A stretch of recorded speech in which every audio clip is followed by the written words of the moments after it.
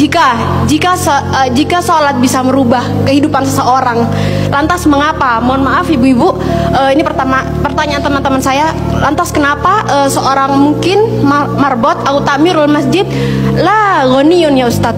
Hada sya'urtu bil huzn wa hada soal yubtiluni bakam tulisannya kadalik wa ana mutawatir la astati ajibu hada soal kadalik Ustaz. Alhamdulillah. طيب بعد من كنا تريدنا أن تسألنا باللغة العربية فلا بأس. شكرا أستاذ. عفوا. So you can ask me with any languages that you want to speak. If you want to ask with English, okay, inshallah. Even in Arabic, inshallah, I will answer. Even in Japanese, watashi wa Indonesian wa desu. Even in France, bonjour, comment ça va? Ça va bien. Even in Tagalog, comment está mabuti? Even in Bangladeshi, kamu naso baluashi. Ini beliau tanya, singkatnya begini. Ya, saya senang belajar bahasa. Jadi saya kalau mau dakwah ke negara itu tertentu, saya pelajari bahasanya. Jadi saya mau ke Jepang, saya belajar bahasa Jepang. Ya, saya mau ke Eropa, saya pelajari. Ini teman kita, adik kita bertanya, kenapa marbot masjid itu nggak kaya? Kalau memang Islam itu datang untuk merubah kehidupan seseorang, pertanyaannya yang mau dirubah itu apanya? Karena mindset seseorang berpikir kalau berubah itu selalu penampilan materi.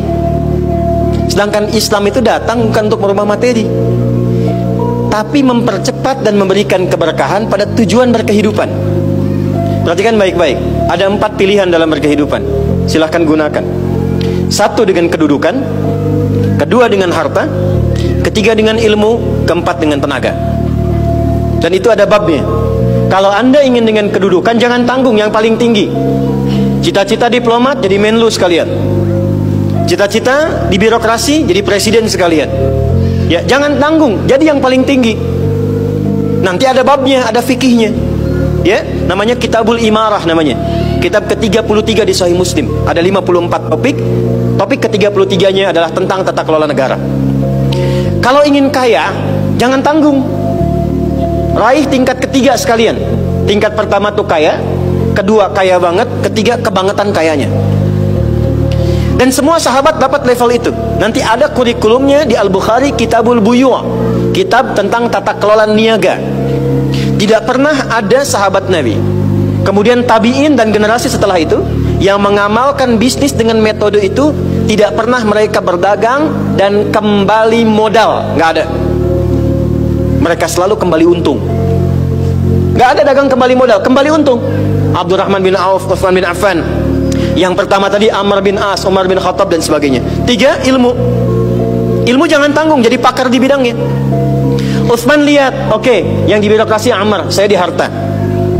Tapi Ali melihat, Utsman sudah ngambil harta, Amr sudah ngambil kedudukan, saya pilih ilmu, passion saya di ilmu. Maka yang diperdalam ngaji. Abu Hurairah ikut, Salman ikut. Jadi kebanggaannya itu bukan ketika kaya, tapi ketika dia punya ilmu yang bertambah. Dan itu yang dia bawa bekalnya menghadap Allah. Kemudian yang paling menarik, ilmu sudah diambil oleh Ali bin Abi Thalib, Abu Hurairah. Harta diambil passionnya oleh Utsman.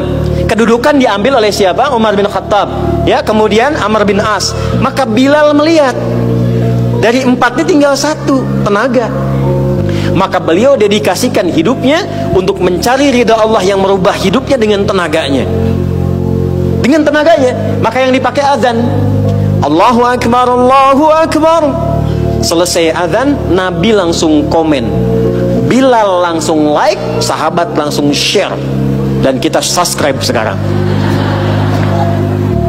Apa komen Nabi? Aku dengar suara terumpah kaki Bilal di surga. Bilal ketika mendengar itu, adzan aja udah komen, saya ke surga. Ngapain lagi saya kerja harta seperti Utsman? Secukupnya yang ada, yang penting saya jaga, meninggal masuk surga. Itu fikihnya. Maka dari sini muncul fikih marbot. Jadi kalau Anda ingin jadi marbot untuk mencari dunia, Anda salah tempat. Anda harusnya datang ke Hijab Fest, lihat orang jualan, pelajari itu, besoknya jualan jilbab.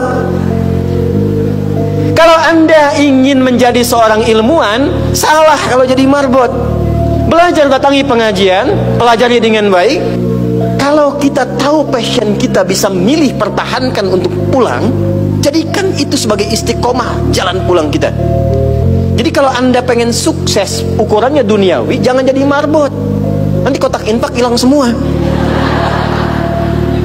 Marbot tuh pilihan, fikih sanadnya ke Bilal. Saya punya murid-murid yang belajar khusus tingkatan S1 sampai S3. Kami berikan beasiswa, nanti sebentar lagi dibuka untuk yang perempuan. Itu yang ngajarnya semua pakai sanad. Jadi azan aja ada sanadnya sampai ke Nabi. Semua hadis pakai sanadnya. Jadi itu jawabannya. Untuk menjadi marbot, perubahan yang dihadirkan dalam Islam, tinjauannya tidak selalu materi. Maka apa yang dipilih itu? Kalau sudah dipilih, maka jaga konsisten sampai pulang. Nanti menjaga konsisten itu babnya 9 lagi tingkatannya. Untuk konsisten, konsis 1, konsis 2, konsis 3, konsis 4, sampai konsis